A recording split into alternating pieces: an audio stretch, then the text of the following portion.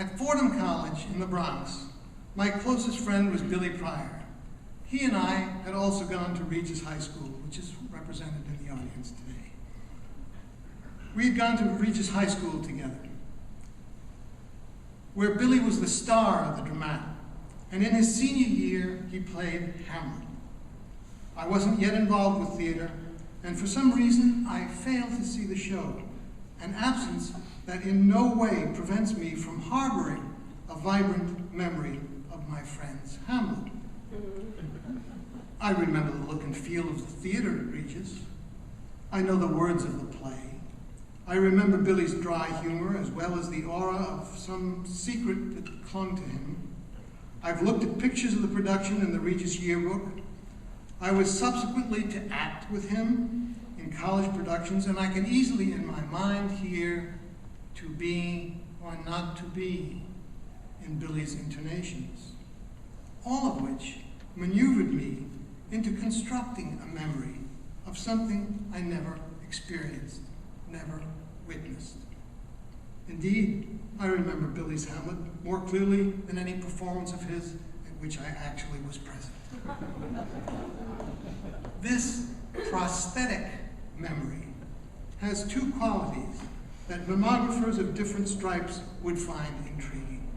It is manifestly constructed and strangely autonomous.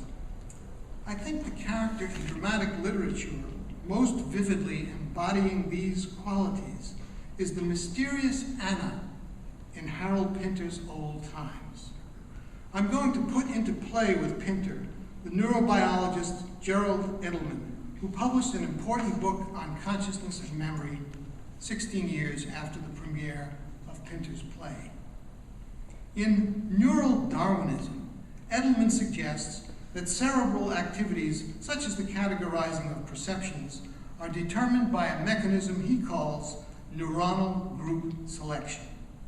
Employing the catchphrase, neurons that fire together, wire together, Edelman further proposes that groups of neurons are constantly reformed via the re-entry of new sensory data as maps, manifoldly connecting neuronal groups.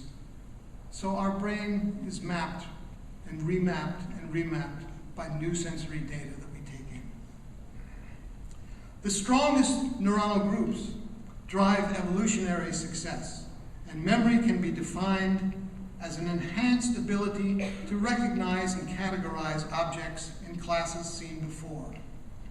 So densely do previous memories and current activities of the brain interact that consciousness itself may be considered as a form of remembered present. Remembered present, that's Edelman's term. Which brings us to Old Times.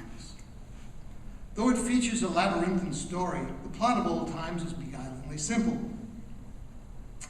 Kate and Dealey play host to Anna, an old friend of Kate, with whom they talk and argue over the past. But our attempts to make out what really happened in the past are frustrated at every turn. I think it's a waste of time, Pinter told the critic. Asked why Kate and Dealey don't acknowledge the onstage presence of Anna for the first 20 minutes, Pinter clearly enjoyed explaining. In old times, the woman is there, but not there. At different junctures, contradictory stories are told about whether Dealey ever met Anna before, whether she stole Kate's underwear or was encouraged to borrow it, and just who attended a filming of Carol Reed's Odd Man Out. But the present seems just as unsettled as the past. At different moments, characters appear to be back in the past or excluded from the presence of others. Edelman's coinage is apt. The characters inhabit neither the past nor the present, but a remembered present. The play constructs a milieu folded on that hypothetical perforation between past and present so that time planes overlap. Pinter would appear to agree with Einstein that the distinction among past, present, and future is a stubborn illusion. the identities of Kate and Anna appear to combine and separate at different points in the action, graphically and provocatively symbolized by a convoluted story of Anna borrowing Kate's underwear and wearing it to a party at which Dealey met Anna, or Kate, or both, and looked up whose skirt. But Dealey's insistence that he has met Anna before crumbles into weakening assertions to Kate. She was pretending to be you at the time. Maybe she was you. Maybe it was you having coffee with me. Thus, when at the end of the play, Anna holds the position on a divan that Kate held at the very beginning, we may reasonably surmise that the palindromically named Anna is the returned memory of Kate 20 years ago. But if Anna is a memory of Kate, whose memory is she? Dealey's or Kate's? And what sense does it make for Anna, if she is a memory, to remember Kate and Dealey, as all the characters agree that she does? We might understand Anna, who both symbolizes and embodies memory, herself remembering Kate, as an instance of what Edelman calls re-entry, the procedure by which memory processes continually reorganize the remembering units that created them. That is, Anna, the memory of Kate, is a palpable vestige or remnants that both Kate and Dealey must contend with in negotiating Kate's present identity. When Pinter's characters remember, they are engaged in a dynamic process of establishing relations to their present selves in the face of an incursion from the past.